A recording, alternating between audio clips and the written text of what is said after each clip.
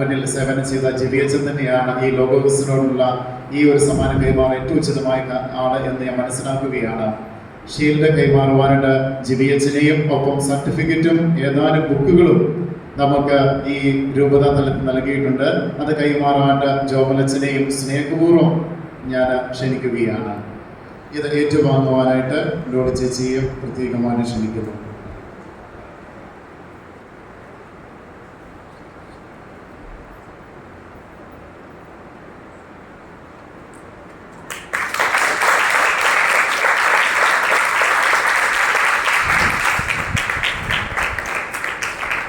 Certificate and books ആണ് രൂപതയിൽ നിന്ന് നൽകിയിരിക്കുന്നത്.